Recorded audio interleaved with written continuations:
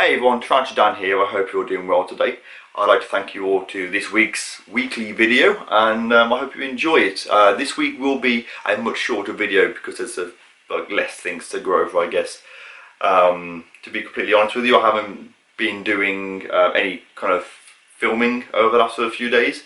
The reason for that is because between being busy with sorting the house out, busy with work, and then obviously last Monday we had the gender scan, which I put the footage of that up in the last video, where we found out we're having a little girl. We had another scan on Friday, so today's Tuesday, so a few days ago, and it was kind of an alright scan, but when you're in a hospital and they take you into a side room to have a chat with you, you know, it's a bit, and there's a couple of things that might cause complications, and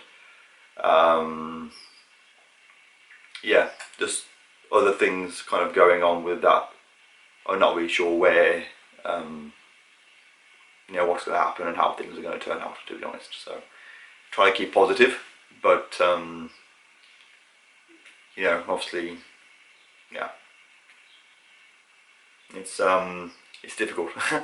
It's been another little, you know, regardless. It's one of the things I have to just wait and see, of course, when anything happens, like I did before when I told you about when we lost the twins before. Anything happens, I will, of course, let you know, kind of thing. But yeah, we're going to have some extra scans and tests and things done, because, well, for one, the baby's got an extra artery from the heart, and it's going around the back of the throat, so it's could like choke the baby. Something called ARSA, A-R-S-A, if you ever heard of that. And tests done for like chromosomal issues. So yeah, been a busy sort of few days, and obviously because of that I haven't been doing as much filming as I would have liked, so I am very sorry about that. That said, there are a few things to talk about in this video. Mostly is sort of the plans. So obviously I've got a few things coming in the next sort of few weeks. The animal room, obviously getting some more racking, so I'll end up moving the animal room around again. Obviously planning to do some live streams, so I'd like to, if you're watching this, to let me know what, I know a lot of people now are doing live streams on certain days, and I don't want to tread on anyone's toes, but my plan is to just do maybe like hour-long YouTube videos, like live streams every now and again, maybe like once a week, or even like half an hour kind of thing. Have a chat with you, talk to you about things, show you things. I'm still trying to get the YouTube sort of up and running and things going, if that makes sense. So, but because I can't sort of focus on one thing because of other things going on, it's taking me a little bit longer than I first anticipated.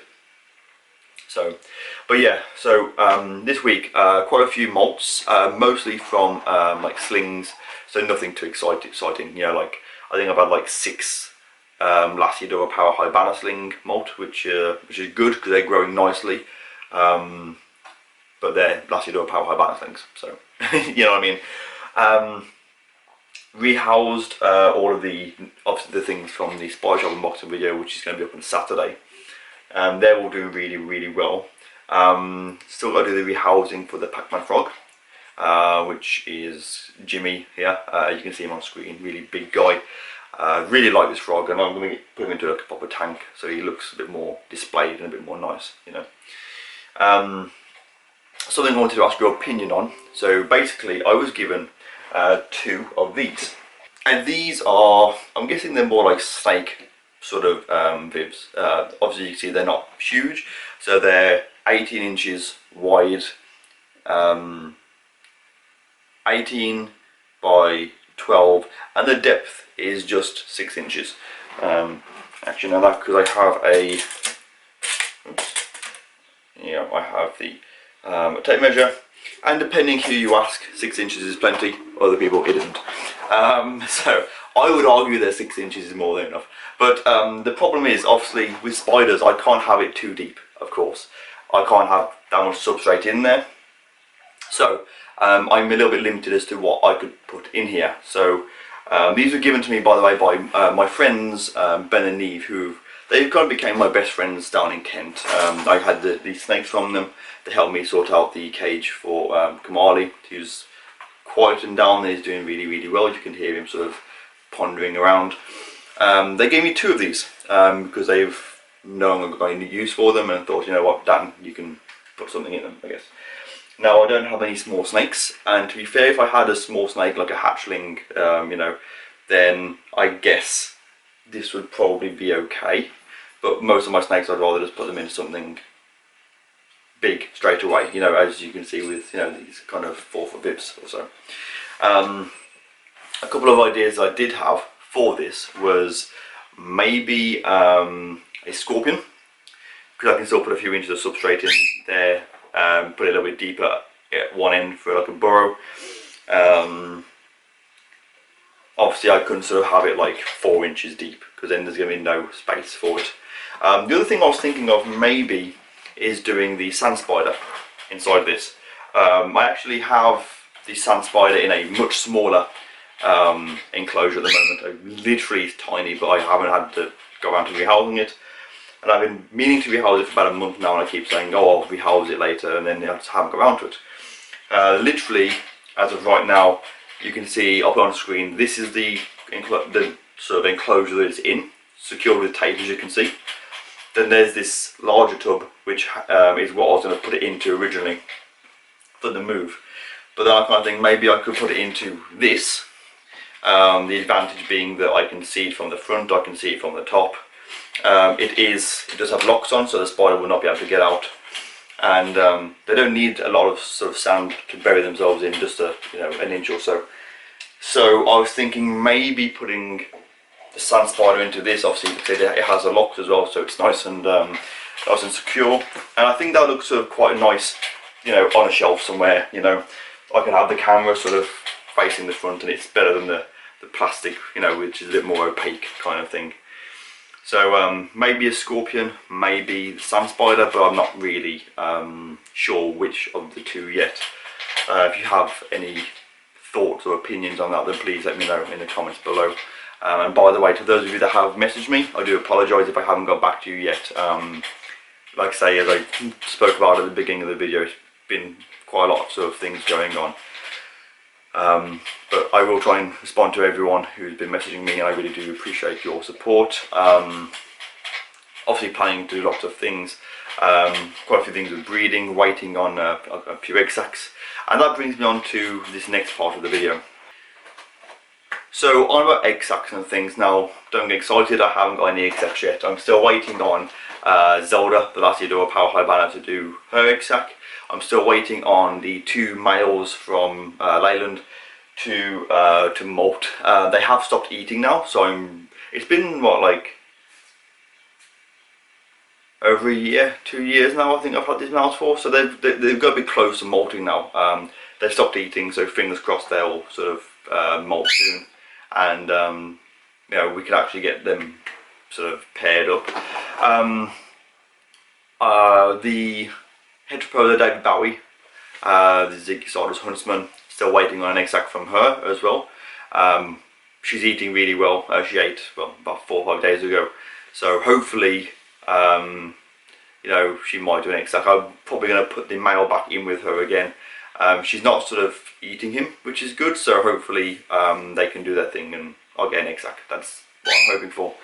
But there's a reason that I'm talking about egg sacs and breeding and things, and that's because I finally had one of my males mature, and I have been waiting. I've had these for several years now. If I can find the date, I'll put it on the screen somewhere. If I can't find the date that I had them, then, you know, I should be able to find it, because I know I did the unboxing video for them on YouTube, and these are the T. Lagunas. I absolutely love these spiders. I really do. They are classed as bird eaters, but they're actually quite small. And the male, they're labelled male and female. I sexed these like years ago, and I was sort of fingers crossed that I got it right, because I can be a little bit, sometimes I think that they're a certain gender, and then they molt and they aren't, you know. But the male has molted recently, and he has hooked out, which is really good. I'll obviously have some footage on screen in a minute when I'm showing you them. I'm not going to do a voiceover, I'm actually going to sort of film while I'm doing it. Okay then, so as you can see, the molt is just down here in the corner. get some tweezers and take it out. But across, I'm gonna say it's probably about 4.5 inches, give or take, for that molt. So not obviously it's not directly across because this leg's got a bit of a kink across. But I'm gonna say about sort of 4.5, maybe just over 4.5 inches for the previous, the last molt kind of thing. And I'll show you the male. You can see him here. I'm going to drop him a Mario worm. This is actually the first time I've ever actually fed him a Mario worm. Oh. Doesn't like Mario worms.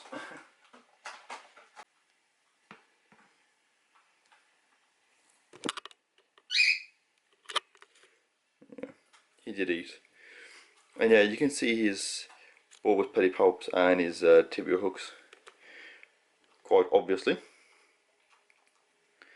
And these spiders are really friendly. I mean, when I say friendly, docile I think is probably the better term for them. But they are really nice. There you go, very clear shot there of the hooks. So this one is definitely a male, and this one was labelled as a male as well, so I got that one right, thankfully. It's unusual for me to get it right. So what I'm going to do, I'm going to get a video of this with my phone with a torch, so you can have a look at the colours a bit better. They're blue with like the red markings, and they're really beautiful spiders.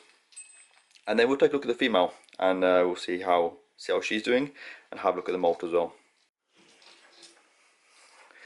Okay then, and this is the one that I believe to be a female. She is labelled as a female, and I haven't moved the molt yet. So this isn't really the best shot of this, if I'm being completely honest with you. However, I actually had both of these spiders at the exact same time. They say they came in the same delivery from the spider shop several years ago. Again, I'll get the date, so it'll be on the screen, or I'll put a card up so you can watch the actual unboxing video of these. I had them both at the same time. They've always molted within a week or so of each other, usually. Within a couple of weeks at the most. They always feed at the same time and everything, so I am like 99% sure that it is the male-female pair that I've believed for the last few years. What I'm doing is obviously checking the female out, if I can have a look at her actually out of the enclosure, and once I can confirm that, then I will be looking to breed her. Or breed them rather. I actually have the pair, so yeah, I'll have to check it out in the week, and then we'll see what happens. Either I'll do a breeding video with these, or I'll have to try and source a female for this guy and get him sent out.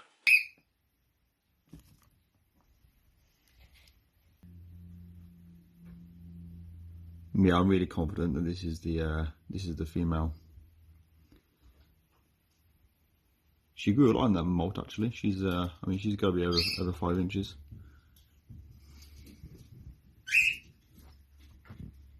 You can see why they're called the blue bird eaters.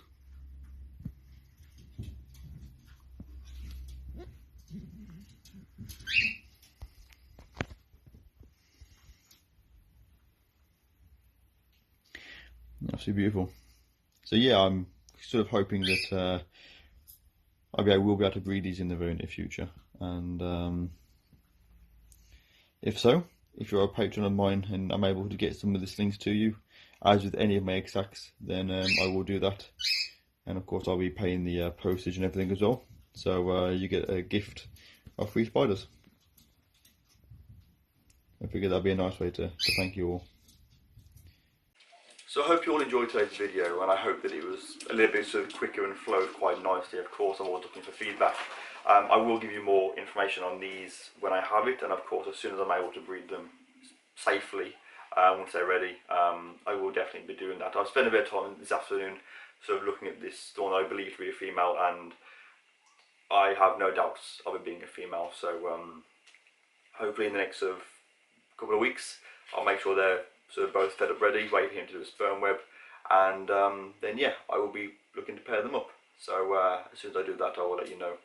And of course it won't be on YouTube for quite a while, because you know, I've still got other videos to go up there first, so it'll be a few weeks before they even know of this male-female that are now ready for breeding after waiting for several years. So yeah, a few years have gone really fast, which is the beauty of raising slings. So yeah, hope you've all enjoyed today's video. As always, let me know what you'd like to see in future videos, and that's it. Hopefully you'll enjoy the rest of your day, have a good week, and I'll see you soon in the next video.